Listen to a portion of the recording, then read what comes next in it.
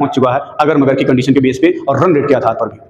अब इस कंडीशन में यदि आ गए हैं तो इस कंडीशन की बात थी या ये किसकी अहमदाबाद की पिच ब्लैक सॉइल की थी।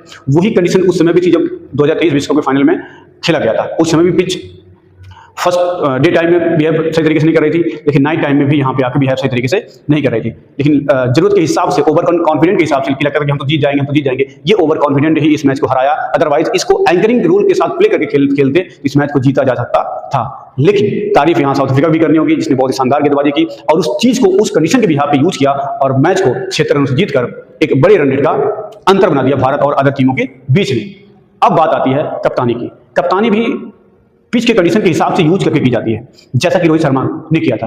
रोहित शर्मा जब 2023 वनडे विश्व कप के फाइनल हारे थे, उसके बाद वापस आना आसान नहीं था, लेकिन जब वापस वो कैप्टन आया तो 2024 का T20 वर्ल्ड कप जीतकर वापस आया। कैसे वापस आया? क्योंकि अमेरिका और वेस्ट इंडीज की जो पिचेस हैं वो स्लो पिच थी, स्पिनर फ्रेंडली पिचेस थी, जिसपे बैटिंग करना आसान नहीं था और जिसके अकॉर्डिंग बॉलर को चुन कर ले जाना, उस कंडीशन के हिसाब से उनको प्ले में लाना, ये कप्तान की ही भूमिका हो सकती है। उसी तरीके से चैंपियन ट्रॉफी 2025 में भी भारतीय टीम ने स्पिनर को ही मुख्य बॉलर के रूप में यूज किया, जिसमें ये देखा गया कि भारतीय टीम ने उस यूएई के पिच पर भी जो स्लो पिच थी, स्पिनर फ्रेंडली पिच थी, उस पर शानदार बल्लेबाजी के साथ साथ गेंदबाजी यूज किया गया कप्तान के द्वारा, जिसमें भारत ने 10 महीने के अंदर 2 लगातार आईसीसी ट्रॉफी जीतकर इतिहास रख दिया था। लेकिन कप्तानी, कहते हैं कि कप्तानी कंडीशन बेस्ड होनी चाहिए, तब आप सफल होंगे। यदि कंडीशन बेस्ड कप्तानी नहीं करेंगे तो बिल्कुल आपको सफलता मिलेगी, जो इस मैच में देखने को मिली थी। दूसरी सबसे बड़ी बात इसमें थी कि गंभीर अब क्या कहे कोच के रूप में कैसे क्या करते हैं कि 14 ओवर के बाद जैसे ही रिंग्स आया वो बंदा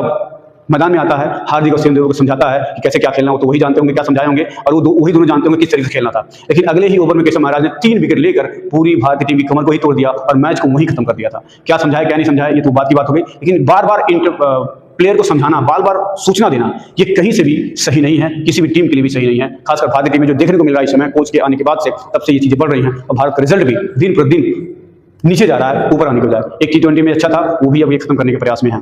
लेकिन रही बात, आप सबकी नजरें आकर टिक चुकी हैं 2 मैचों पर जिम्बाब्वे और वेस्ट इंडीज के बीच में, इसमें बड़े अंतर से जीतना भारतीय टीम के लिए बहुत जरूरी है, अन्यथा बोरिया बिस्तर बांधकर वापस विश्व कप छोड़कर भारत में रहना।